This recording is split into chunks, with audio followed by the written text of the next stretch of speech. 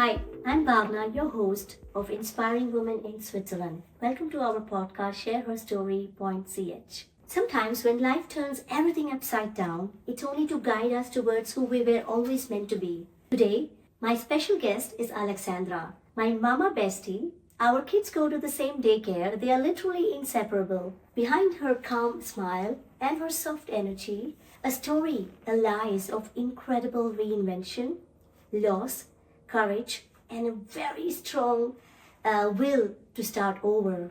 Born in Portugal, Aleksandra once dreamed of becoming a sports teacher. I'm not surprised because she's full of energy, creativity, and curiosity about life. She studied marketing because, well, that's what everybody was doing back then. But her path took her unexpected turns from sales to procurement to corporate life internationally, even reaching the walls of top corporate companies. But deep inside, something was missing. She once told me in our conversation, "Hey Bhavna, I realized if I had to stay there, I had to silence my core values. And I just couldn't do that anymore." And I felt that. Because, let's agree, we've all been to such a situation in life. So she walked away from the safety of corporate career and followed her heart, building her own pet sitting business at the age of 43. That's incredible. Tootie Dog by Alex in England. This was back when she was living in England. It was her first step towards reconnecting with what truly made her happy. Being surrounded by animals, nature, and freedom. And so, in her 40s, she made a brave choice. She chose to silence the noise outside and listen to the voice within. She walked away from the corporate comfort and started her own small pet sitting business in England, combining her love for animals, nature, and freedom. Then came love and a whole new chapter in Switzerland. New country, new life, new language. She became a mom at 45 and a whole new chapter again during COVID. Far from home and family, and still she found a way to begin again. So grab your chai or coffee and join me as we dive deep into her incredible story. A journey from corporate boardrooms to Swiss valleys, from burnout to belonging, and from chasing success to finally finding peace. So welcome, Aleksandra. Yeah, thank you. Thank you for having me. I'm really excited to share my story. You had a great career in London and across the world. Stable, successful, everything that looked perfect on paper, as we said, right? Yeah. And you told me deep inside something was missing. Can I ask you, what was that moment when you realized this isn't me anymore? How did you find the courage to walk away from what everyone else would actually call a dream life? Yeah, that's a really good question and quite important because so I started to work very, very early. Work while I was at school. And I remember since I was young, I was always very focused on chasing my dreams, what I wanted to do on that specific moment in life. And I worked since young, as I said, and I was kind of following what everyone was doing around, trying to, how to say, make my path. But I don't know, I worked like 20 years in corporate and I never felt I was very successful, towards maybe in the last 10 years. But I never felt like myself. I always felt that I had to, each time I was going to work, I was successful, but I always had to fight. It was like my personality being hidden, not being myself to be able to achieve the career success and my goals in my career. And I think throughout the years, because I always had to kind of hide myself, the real me. Throughout all these years, I think towards the end I started to become really tired. And it was not only mentally, it was physically. That's why we talked already and you know that towards the end of my corporate career, I was actually going into a burnout, because I guess the amount of time that I had to do so many things work-wise and private life-wise was so sometimes against my nature and against what I wanted to do, that on that moment I was on my 40s. As you said, I had worked across the world in different businesses, pharma, hospitality, different things. And more and more I was feeling, this is not for me, I'm not happy. And we work, and work is a big part of our life, and it was back then. I didn't have children when I was on my 40s, beginning of my 40s. And I remember back then I had briefly lived in Qatar and worked there for 1 year and something. And I had recently moved to England, and I met my husband. And because we both love animals, dogs. We got a dog, which is Rolo. He's part of our family.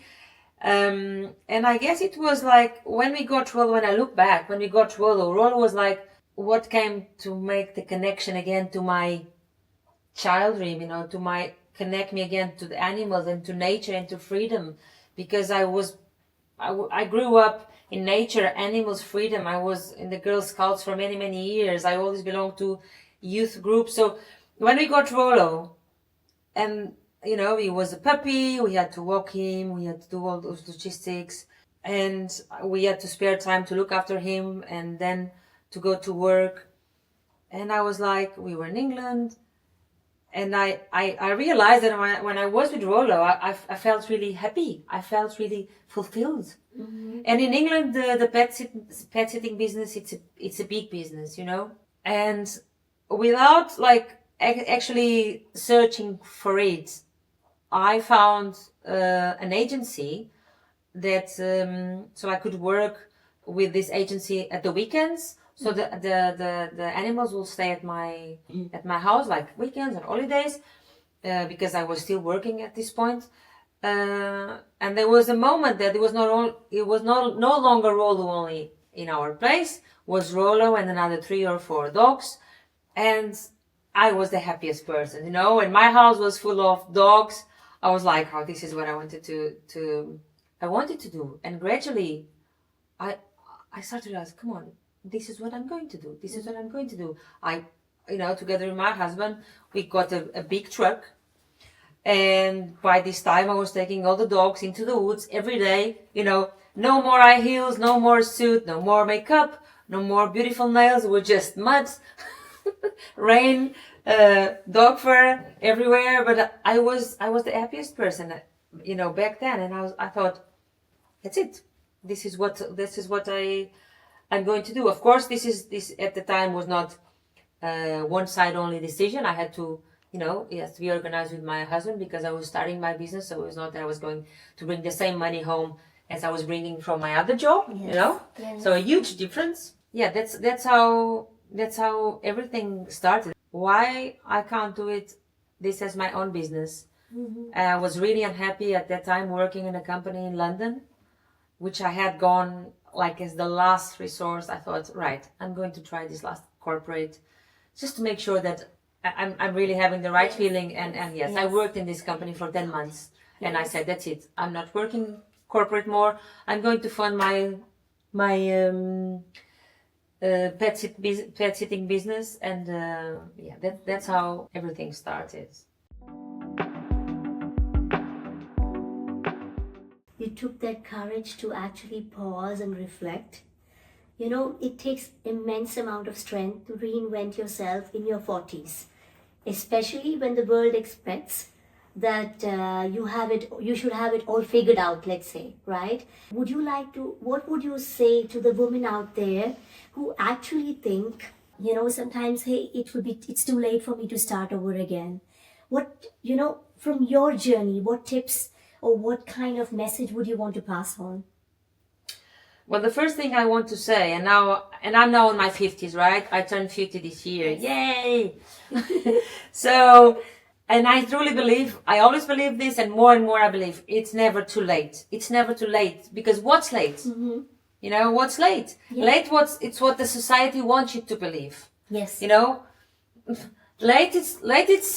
it's until you die, and hopefully I will die almost when under like my grandmother. But you know, there's no late. There's no late. It's like you have to be happy, and you have to fulfill your dreams and follow your dreams regardless of your age. Age is just a number. It's just a number. Like I can tell you by myself, if it was sometimes it's aching pains that now I start to feel, I don't see myself, with 50. I really see myself like still with 25 or 30. Wow. Because it's that's I know it's not easy. I know it's easy now to say this here while we are chatting and talking, and I'm not saying that throughout these years I was always smiling and happy and all my days are, no, they are not. You know, I cry a lot, I'm really upset a lot, but I laugh a lot, and I try to find every day, and this is maybe being my exercise the last 10 years, like every day I try to find a minute, 5 minutes, half an hour where I can feel happy, where I can feel fulfilled. Sometimes my days start really grumpy because I'm a very emotional person, but I start to try to find, ways throughout the day that work, or sometimes with Henry, or, to find little pieces of happiness, of fulfillment. And for me, that's happiness. It's fulfillment, that you feel in peace. Like, it was yesterday. I just went to the bakery on my own, and I just had a coffee. Yes. And for me, this is happiness. This is when I went to meet you on Sunday in this event. For me, was great because it was a me time. It was fulfillment. I was there to connect with people. I was there to laugh, to smile, to relax. For me, this is happiness. Happiness for me is fulfillment. And and it's never too late. It's never too late. I just finished my veterinary care assistant 6 months ago, so this is a continuation of like when I set up my business in the UK, and then we have to move to Switzerland. Yes. All my dreams again stay in standby. In the meantime, I was also trying to get pregnant. So again, the following 4 years were like my dreams were again in standby. Yes. But I never, and this is the message, the fact that I had to stop them, the fact that I had to put them in standby doesn't mean that they are forgotten. Never. Because and this is I think this is the important thing. Focus. Focus. You still have to run your life with whatever life throws at you on a daily basis, but you know that this is your dream. And you carry it with you, and you are always, every day, every week, you are look around and you are seeing, you're trying to find opportunities, people, signs that tells you, no, you will achieve this. There will be a way, If deep inside you believe, then you focus, you keep it with you, and you will achieve. It might not be the way that you dream, but somehow you'll get there. So it's never too late. It's never too late. It's always time to learn to play an instrument. It's always time to learn a language. Who would have told me that on my 40 when I was 45, I was learning German, which I not even learned at school. I was very good at French, very bad at English. And now I have an English husband, etc., etc. But, who would have said that I would learn another language? So, yeah, it's never too late. It's just, if it's something that you want, if it's something that really inspires you, go follow, go, focus. Yes, every day there's still dishes to wash, clothes to wash, kids to take to school, people that have kids, dogs to go to walk, work, etc. Yes. But focus. It's like as if you're carrying always. I always think like this. It's as if your heart has a little pocket where you put your dreams, Yes. And they are here with you. They don't leave you, and they are in the safest place that they could be. So whenever you have a chance, whenever you just look at them. just look at them. Yes. And because that will remind you that they are there, and one day you will achieve somehow, some way. So it's never too late. This is really important. Never too late.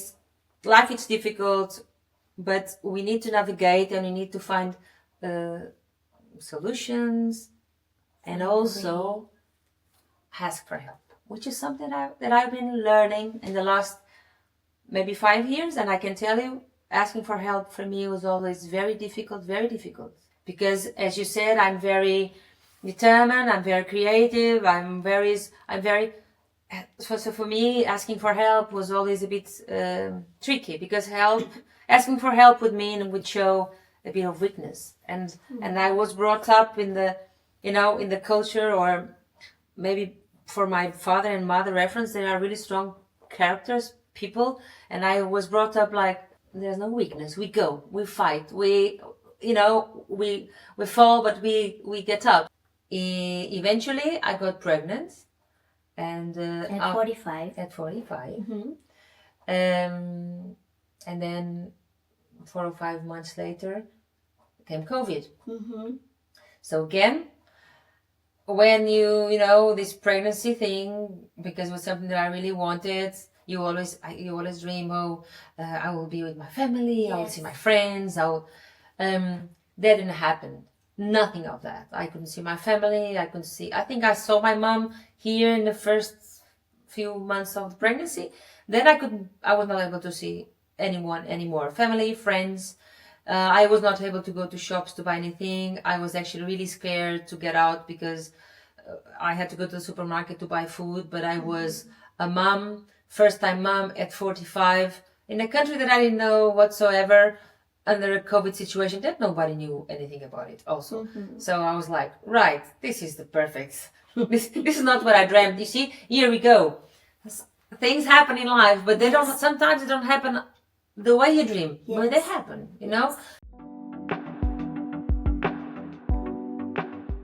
What did you ask? What was the hardest part of the transition for you? How did you slowly start building a sense of belonging in Switzerland? And you are pregnant, normally you are going with your belly, you want to flaunt your belly, you want to show off. You couldn't do any of that. How did you ask for help in that situation? How did you find the belonging? You see how funny is life, and you see how the universe, you just need to be really conscious of yourself and what's around you. I had my dog. Mm-hmm. And my dog, I'm saying this and I'm like having goosebumps. My dog was the conductor line, because yes, it was COVID, but I could still go outside and walk my dog, and I could still talk with people from a distance, and I could still meet people that were walking their dogs too. And that's how I started to make my first friends in Switzerland. Amazing. Was through my dog. I don't remember to ask at the beginning, because at the beginning I didn't have anyone to ask for help. Yes. No. But I started to make connections. Like when I came here, I started to do a course. I start to connect with my German teacher, for example, that I get along, at the time I got along really well. She kind of became my friend at that point, together with this other one that I had met, that she had a dog. So I was using, which I think this is the secret, and this is the only way, when you go through a moment in your life that everything is new for you. Mm-hmm. You need to be open, and you as much as it's difficult, and it's difficult, as much as it's difficult for you.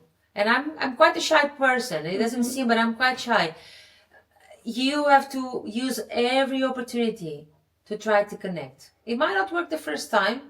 Yes. It's okay. It works the second time, the third, the fifth. If it's not the teacher in the school, it's the person in the coffee shop, or it's the person in the supermarket, or it's someone that you pass by every day on the streets, and you say hello. And after 2 months, you might say, "Do you want to have a coffee?" Yes. You need to use everything to start to feel also comfortable, and to start to feel your to build up your confidence. That was my way of asking for help back then, because I didn't know anyone here. Of course, my family and my friends were far away. That's how I did it. That's how you did it.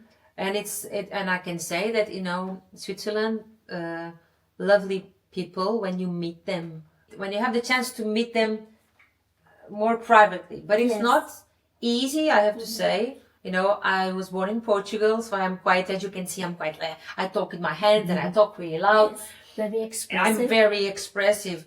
And when you come to Switzerland, you see a difference. People are more reserved, takes your time to interact. But once, I remember maybe a year and a half, I was here in Switzerland 2 years. That's when I started to feel comfortable, settled. And gradually building up my connections. But my asking for help was on my day-to-day routine, and with everything, every single thing that I was going out. And I can tell you, I was pushing myself, because some days I was just wanted to stay at home, like, no, I don't know this language, I don't know anyone. But then, I would go out most of the times with Rolo, and here we go. I was living in Baselstadt when we moved, by the river, and a lot of people walking alone with their dogs, without their dogs, whatever, they're going to work.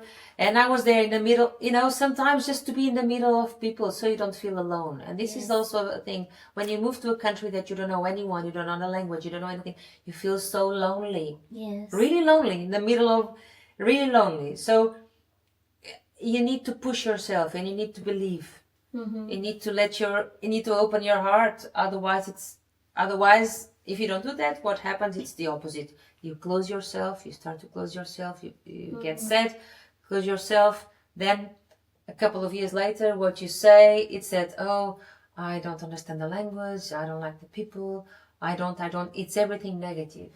And there are negative things everywhere. Yeah. But, you need to be open, and you need to find the positives. Yes. Yes. You said so many important points that I didn't want to interrupt you. Sorry, I was just like, No, it was really with the flow. And, I think a lot of people are going to connect here a lot, because I myself was thinking when you were saying about those things, when I first came to Switzerland in 2019, I speak 5 languages. However, German was not one of them. Let's agree. And many of the people who come here doesn't mean they're not good with languages, just that they don't know the local language. If you're in the Italian part, French part, you don't know maybe the local language. I'm trying to connect the dots to your story. You came to Switzerland, you found a way through your language expert. When I came to Switzerland, even what brought me to Switzerland was my husband, right? He's Swiss. I had no friends, but I was surrounded with Swiss people around me because of my husband's family. And there were times, like especially during Christmas parties, there are family gatherings. I'm sure you must have gone through also that situation. Put in efforts to learn the language. Maybe the language expert, coach who you are interacting with might actually help you with also cultural integration and other parts. At least for me it helped. I see you also. And I think when we had one conversation before, you also mentioned when you were living in Basel, you had a vet assistant. You were going to the veterinary for your Rolo visits, visit with your dogs, and this veterinary also became your friend. I think that's also something like your daily routine, and you combine it with making, try to put yourself out there, make friends in the daily routine. You don't have to even, making friends is hard as such in Switzerland. Sense of belonging comes when you have friends, when you have people who you can rely on. But if you put yourself out there in your daily routine, like you said, I think it's a first step towards feeling a sense of belonging. Because that's where you are every day. You are everywhere in the street, you are everywhere in the supermarket, you are every day going to the coffee shop, you are in my case with Rolo, with my dog, every month, every other month, or once a year. I went to the veterinary doctor with my Rolo just for a routine appointment. And there I was with the veterinary doctor. She was English. Who would have said that, again. Amazing. Universe, life, things happening, So she was English. We were chatting. She had moved to Switzerland also not long ago with a little baby, with a dog. And she said, oh, and how are you doing in Switzerland, with a small I don't know if I had, I already had Henry with a small baby and a dog. And I said, well, I think I'm doing well, but I'm now, and I just said, using the opportunity, I just said, but I'm now really looking forward to go back to work. But I don't want to go back to work to corporate. I want to work with animals. Yes, yes. And she looked at me and she said, oh, that's really interesting. Because we are actually looking for someone that might help us here one day a week. And we want someone that speaks different languages, including English. We have some customers that are Portuguese, Spanish. Do you want to come and try? And like my life has been done, I think all of us or most of us, but of these things, when you are not expecting, the coin drops. There I was in the veterinary with my dog just for a routine appointment, and this conversation just started, and she said, would you like to have come for a trial day? And I said, but I don't have any course, I don't have any experience. I have a lot of experience looking after pets in my place, and that's it. And I always had animals since I was little, but I don't have any veterinary. She said, it's okay, you just come and try. 8:30 in Basel Central, Basel SPP. I was living here and I had to get on the bus at 7. Henry was already, Henry was near. And I had to jump on the bus, jump on the train. To be there, to do this volunteering work. I didn't know where this was going to take me, but I knew that this was part of the path, This was part of the process. This is my way to start to dig in, and also keep my dreams that are in my pockets alive. This is how you keep your dreams alive, connections to what you want to do. Yes. And after this moment, after these weeks of volunteering, I was like, no, I'm going to find. Now I need a course because I didn't have any training in veterinary assistant, anything. So I said, this is the moment. Now I'm going to. I don't know if I'm going to stay here working or not, but now I'm going to start. I'm going to try to find a place to do some kind of training that I can use in Switzerland, and I can start again from scratch here. And how old were you then? Sorry to drop. I was, by this time I'm 50 now, I was 47 going to 48. And you decided to do a course as a veterinary assistant at 47 or 48. Yes, with the college in the UK, working 40% in the veterinary practice, which I had to do the course, and I had to find this voluntarily. Yes. And I had to find this practice to work and make sure that I was going to work there throughout all the course. With my son and with everything that life adds, but I found this place. I did the course while I was working, while I was doing everything, and I finished this course in February as veterinary care assistant. And this is really a new chapter in my life because I can use this experience and this knowledge here, and I can use it everywhere that I go. So happiness is different in different parts of it, in different moments of your life,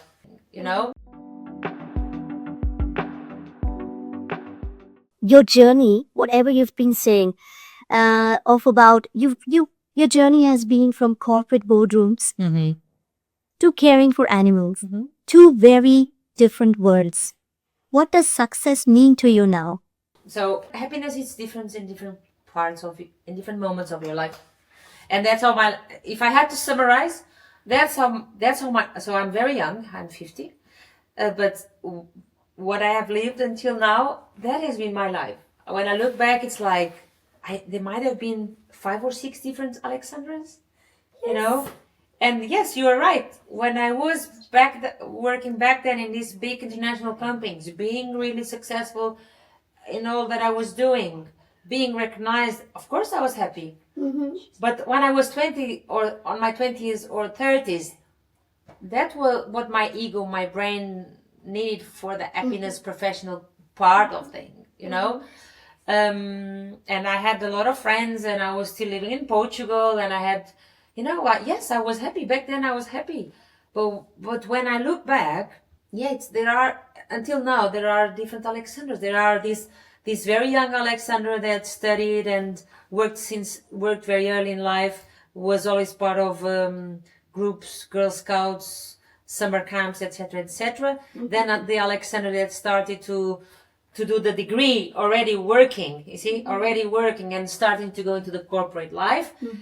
Corporate life started in sales. Let's make a break there. Then corporate life, huge amount of years in procurement.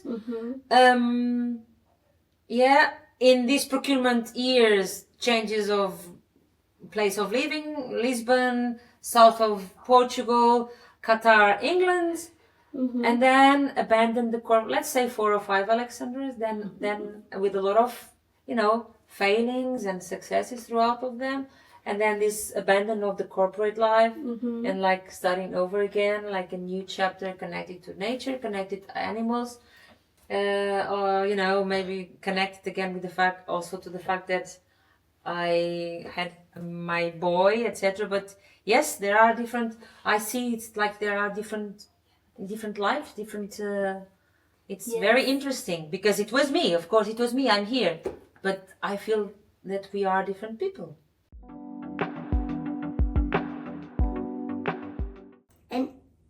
After everything you've been through in terms of life changes, like career changes, relocation, losses of job, starting over, becoming mother at 45, can I ask you, after becoming mother, of course, I want to be clear, in society's eyes, becoming mother at 45 is late. But I think for you, that was perfect. I think let's take a pause here that your timeline for you was perfect. The society shouldn't define. How did motherhood, after you became a mother, reshape you as a person? And what do you think you want Henry to learn from you? Yeah, so, I was a mom at 45, a bit later than I would always have dreamt. But it was what it was. And it changed a lot. Although it was something that I always wanted, and that doesn't mean that everyone has to feel the same way. And I think when we are talking about women, we should talk about that too. Yes. Because there's this society thing that everyone has to have children. I'm sorry, I really don't agree with that. Anyway, that's another topic. So it changed a lot. Again, it changed a lot. Now I was no longer the me, only me, with a husband or before with boyfriends, etc. Was no longer only me. It was me and someone that I would have to be responsible for the rest of my life. Yes. If I live another 50, which I will. Yes. I will have to be responsible for him throughout my life. And that makes a huge... If I was always a very responsible person, that made, from that part of myself, the responsibility thing made it a bit heavier. Not in a negative way, but bigger, because now you have someone there that you need to look after, that you have to feed, that you have to make sure that he survives. I remember when he turned 1, there was a guest that came to my house and said, first thing, she came to the door and she said, at the time I was like, what the hell she's talking about? But she's quite fun. But she's right. She came to the door and she said, congratulations, you made the first year. He survived. And I was like, when I look back now, I'm like, at the time I found that a bit strange. I'm like, that's not a very nice, it's like, but now after 5 years, when I look back, I'm like, she's right. Because if you think about yourself every day, it's just like, yes, that's what you are doing. You are making sure that this little person survives every single day. Yes. And you too. So that's how I changed. That's how it changed, because you have to look after not only yourself, because you have to be awake, you have to be fit, but you have to look after him, and you have to. It's not only physically; it's all the emotional part, all the life learnings. Of course, he's still very young. He's only 5, but I also believe that the life learnings start very early, and I also believe that what you bring then in life further down, when you are 15, 20, 25, it comes also from very early experiences and learnings that they see from us. And I hope, so when you ask me what I would like Henry to learn from myself, or from what he sees now, is that Mom is a hard worker. Mom is stubborn. But mom can be happy too, and can smile, and can be sometimes upset. But mom loves him a lot, And I think this is I think what I want him to learn is that love and strive in life and being focused and want to achieve what you want, it's two things that can go together perfectly fine, People can be competitive. And I've seen this a lot when I was in corporate. People can be competitive, but they can be nice, they can be kind. Yes. That's possible. But we know there are a lot of people in the world that they are not like that. But still, I believe that that's possible. And because, of course, and a lot further down, he will have to work because mom is not a millionaire. He will have to work. So that's what I want him to learn. I want him to learn that love, kindness, knowledge, autonomy are things that are very important in life, and they can all live together. That's what I want him to learn. And I also want him to learn, and I have to say I've been doing that exercise more recently, because as I said, I'm very emotional, and I can be very loud. Don't do this. And sometimes I tell mommy, with 5 years, mommy, calm down. Oh. And when he says that, this is really awareness for me, because I'm also learning in this process. I don't know everything, and I will never know. So when he says, when I'm like being loud, and he's like, mommy, calm down. And I'm like, he's right. In the sense, I can deal with the situation in a different way. So I'm learning. He's learning, but I'm learning different things, So what I also want him to learn and accept, which is something that I grew maybe believing that was not acceptable or was a bit of a showing weakness, is that it's okay to fail. Because that brings a lot of frustration into children, teenagers, adults. It's okay to fail. And it's okay to try again. And one day it will work out. One day it will resolve. One day, don't put on people and on children this really painful thing, which is you can't fail, you can't fail, you can't fail. Yes, you can. What I think it's amazing, and how because it's not planned. You know me already. I'm very genuine. I can't be. This was one of the reasons that I left corporate, but that's another story. I can't be. I'm very there's no great. There's no filter. No. You are you. Yeah. So and that's what I want Henry to learn to. Be yourself. Be yourself. Don't lose Don't yourself. be afraid of being yourself. Yes. There will be pros and cons on that, but you'll be mature and you will learn how to deal with that. Because if you, and that's, I'm sure I can tell everyone, 100%. If you are yourself, nobody can come behind you to to do whatever nasty thing. Yeah. You stand up for what you are, for your values. And as long as your values are, fair values, that's it. So that's what I want him to learn. Amazing, Aleksandra. Through your journey, when you said so many things throughout our interview, I want to ask you my final, very powerful question. There are women out there who are going to listen, who are listening to your story. If I can ask you in one line, what would be a message for you to give to those women out there who are standing at that crossroad to start over? What would you tell them which gives them power and courage to take that first step, that leap of faith? I would just say, go, try, and see what comes out. Amazing. Amazing. Thank you so much, Aleksandra. Thank you. I love it. Thank you for inviting me. Mention here that Aleksandra's story is about courage. that comes quietly without noise or applause. It's about letting go of what looks perfect in the world's eyes to create a life that feels right within. We are taught to have it all together, but pretending comes with a very heavy cost. Aleksandra reminded me today that real strength comes in choosing to start over, even when it's very uncomfortable. Thank you. Signing off, your host Bhavana Schaufelberger from Inspiring Women in Switzerland.